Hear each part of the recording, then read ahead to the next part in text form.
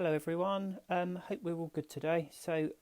What I thought we'd cover off today is, last week we did the physiological side of things, the actual chemistry, and this week I thought we'd do more the psychological side of things, so what goes on in your brain. So we're going to look at the subconscious, the actual craving itself, and something I call ambition. Um, it's all in the book, so I'm not going to go into huge amounts of detail. But I think the first thing and most obvious one is the subconscious. So the subconscious, people use the term a lot and bandy it around with all sorts of things. When I'm using it in a fairly discreet way, which is a part of your brain whereby if you repeat an action over and over again, it becomes automated. Okay, and it happens almost without you thinking about it. So there's quite a few examples. The example I give in the book is driving. So if you drive, obviously you use your right foot to apply the brake to slow the vehicle down. And then if you're travelling as a passenger in a vehicle, when the driver's driving too fast, you might find your right leg keeps tensing. And that's just what I'm talking about. It's a learned but automated reaction. Okay, driving, another one, if you have the indicators or the windscreen washers on the right and left, and then you buy a new car on the other side, so you're constantly putting on the windscreen wipers whenever you want to turn a corner. So there's lots and lots of things where the subconscious kicks in. A lot of them we're not really aware of it, but it does feature quite heavily in our lives. Now the problem is with drinking, when you're drinking regularly, you're constantly relieving anxiety with alcohol. Most of the time that's the anxiety caused by the previous drinking, which is what we covered off last week. But it can also just be the stresses and strains of everyday life. But the problem is your subconscious learns that an alcoholic drink will take the edge off anxiety.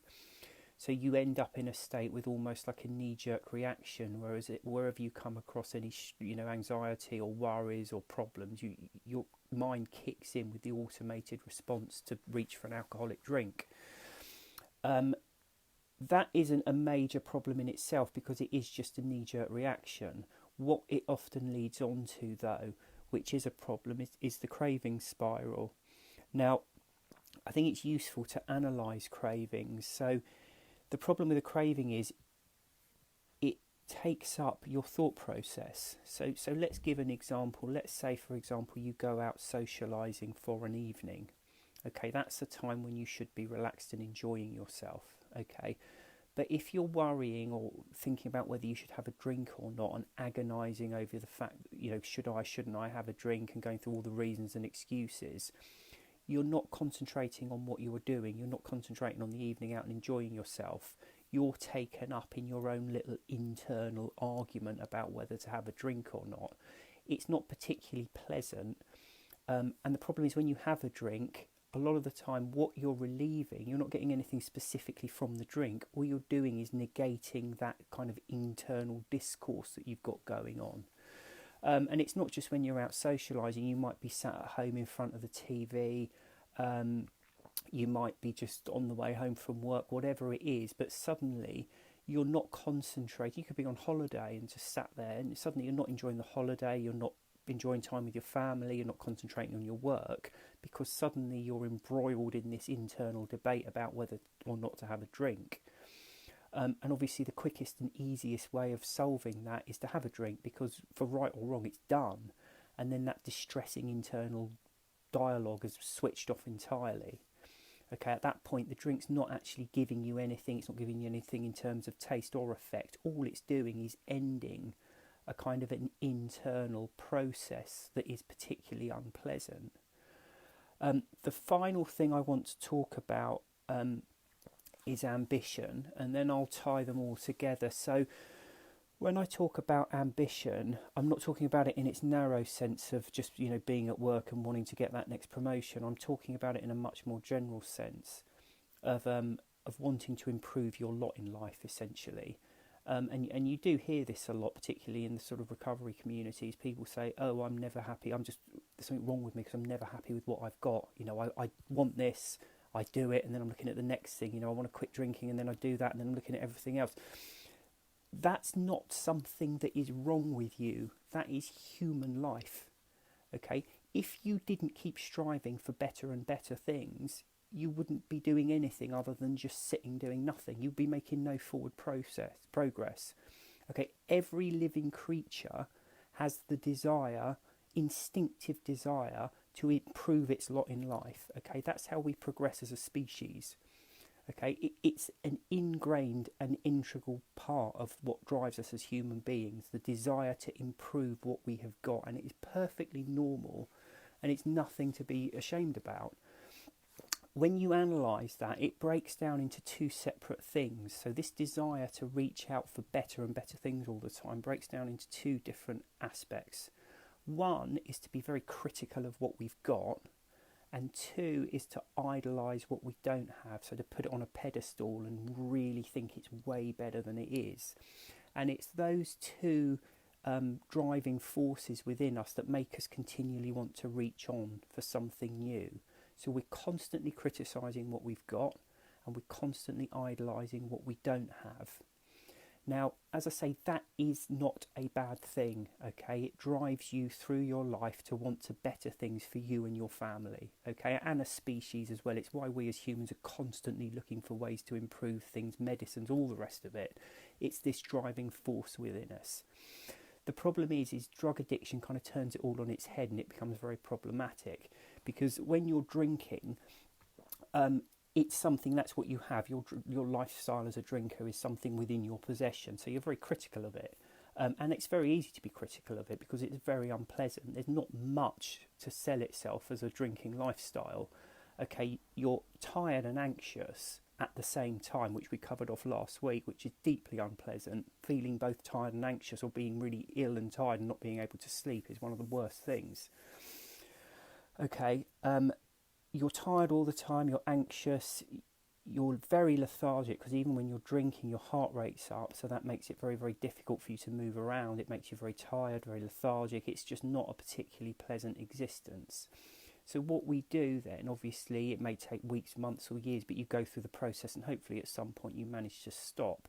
But the problem is, when you've stopped drinking, alcohol moves from something that we have into something that we don't have. So we start to idolise it.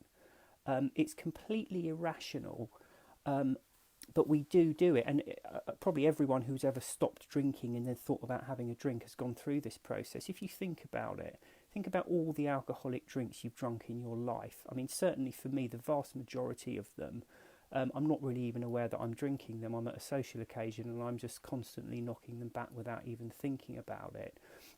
Or you're just sat bored at home in front of the TV, or it's another night in the pub along with a million other nights that you've done with nothing to differentiate it.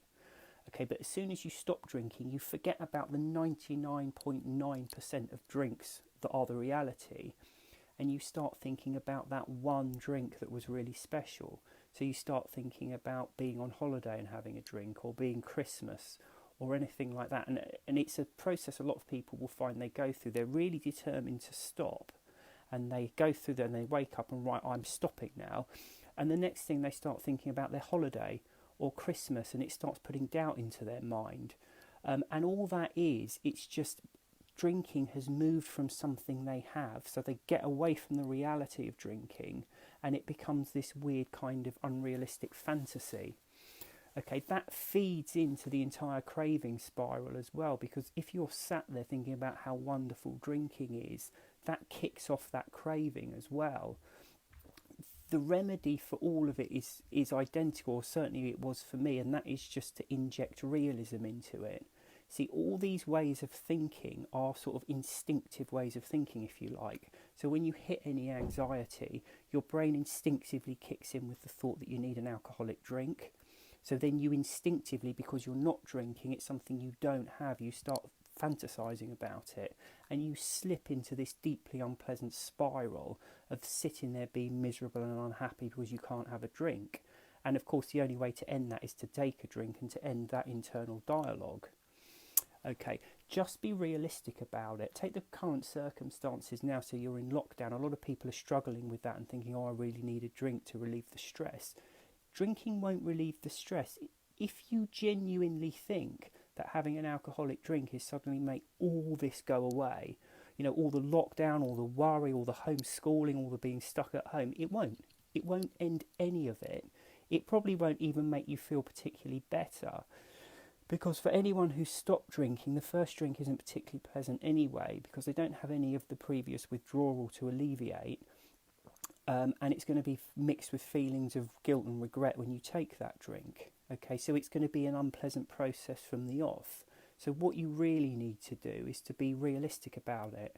So speaking from personal experience, what my experience of having a drink, for example, now would be a fairly foul tasting liquid, okay, that would make me feel, it's not even a pleasant feeling because I have none of the withdrawal to get rid of. It would make me feel slightly dulled and slightly confused and a bit tunnel visioned.